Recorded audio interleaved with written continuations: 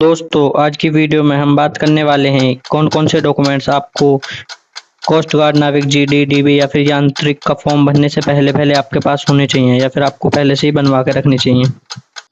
तो आइए स्टार्ट करते हैं। ये अलग अलग पोस्ट पे डिपेंड करता है। जैसे कि नाविक जीडी के लिए आप अप्लाई करेंगे तो उसके लिए कौन से डॉक्यूमेंट्स चाहिए, नाविक डीबी के लिए कौन से चाहिए। लेकिन ये 12 डॉक्यूमेंट्स जो कि बहुत ज़्यादा ज़रूरी हैं उनके बारे में मैं आपको बता देता हूँ। आइए स्टार्ट करते हैं वीडियो।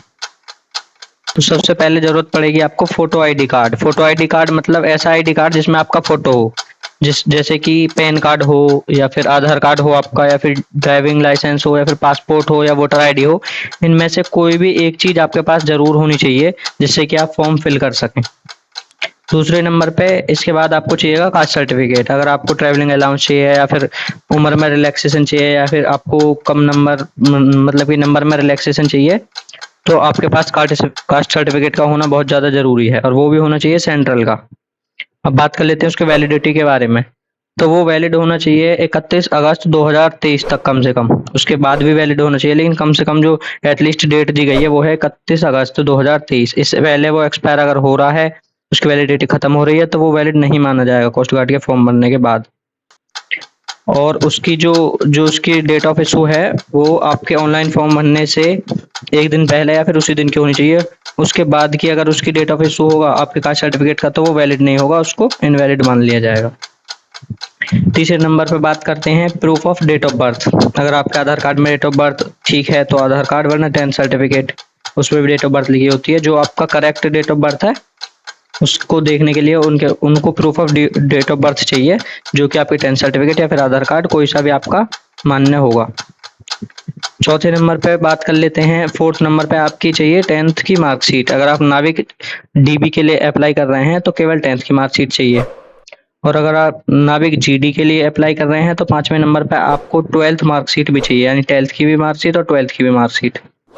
और इसी के साथ साथ 10th का सर्टिफिकेट, पासिंग सर्टिफिकेट और 12th का सर्टिफिकेट।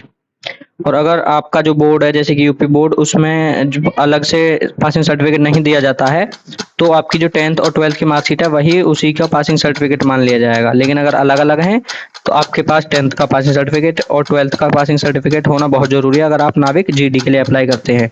और अगर नाविक डीवी के लिए अप्लाई करते हैं तो 10th मार्कशीट और 10th का सर्टिफिकेट, केवल ये ही आपके लिए मान्य होंगे।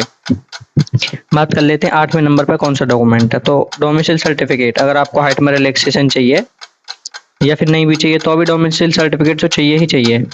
डोमिसाइल सर्टिफिकेट आपके पास होना चाहिए, और उसकी वैलिडिटी भी, वैसे तो वो वैलिड होता है लेकिन उसकी वैलिडिटी भी कम से कम 31 अगस्त 2023 तक की होनी चाहिए अगर वो एक्सपायर होता है तो। फिर बात कर लेते हैं डॉक्यूमेंट्स। 9वें नंबर पे आता है डिप्लोमा। अगर आप यांत्रिक के लिए अप्लाई करते हैं तो आपको जो रिक्वायर्ड डिप्लोमा है वो होना आपके लिए बहुत ज़्यादा ज़रूरी है।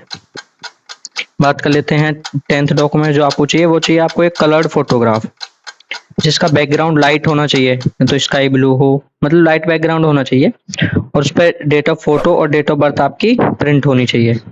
और वो जिस दिन एप्लीकेशन फॉर्म स्टार्ट होगा भरना उससे 3 महीने पुराने से ज़्यादा पुराना नहीं होना चाहिए। अगर वो ज़्यादा पुराना है तो उसको इनवैलिड मान लिया जाएगा, यानी कि अभी जल्दी में होना चाहिए, 3 महीने पहले पहले का होना चाहिए, उससे उसके बाद ही हो। अगर 3 महीने से पुराना है फोटो तो वो इनवैलिड माना जाएगा। बात कर लेते हैं 11वें नंबर के डॉक्यूमेंट। तो वो है अंडरटेकिंग या रिस्क सर्टिफिकेट। तो वो तो आपको कोस्ट गार्ड का जो नोटिफिकेशन है उसी में दिया होता है, उसको प्रिंट करा करके उसको फिल कर लें।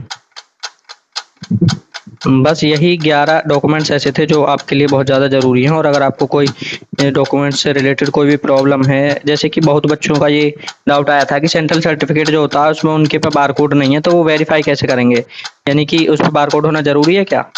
तो मैं अपने केस में बता दूं, हमारे यहाँ जो सेंट्रल का कास्ट सर्टिफिकेट बनता है उसमें कोई भी बारकोड नहीं होता। वो आपका जो स्टेट का कास्ट सर्टिफिकेट है उसी के आधार पर बनता है, तो उसका सर्टिफिकेट नंबर भी सेम होता है, और जो बारकोड है वो आपका स्टेट का जो कास्ट सर्टिफिकेट है उसमें होता है। लेकिन जो सेंट्रल का कास्ट सर्टिफिकेट होता है उसमें कोई बारकोड होता ही नहीं है, तो आप परेशान ना हो कि उसमें वो है या नहीं है बारकोड। आपको तो बस जाना है अपनी तहसील से बनवा लेना है, चाहे उसमें बारकोड हो या ना हो, उस पर सर्टिफिकेट नंबर होना बहुत ज़रूरी है। तो अगर आपको ऐसा भी और भी कोई डाउट है तो वीडियो में कमेंट करें, और ये 11 डॉक्यूमेंट जो मैंने बताए हैं इनको तैयार रखें। जिससे कि आपको फॉर्म भरते समय कोई दिक्कत ना हो। Thank you very much and subscribe if you like the video.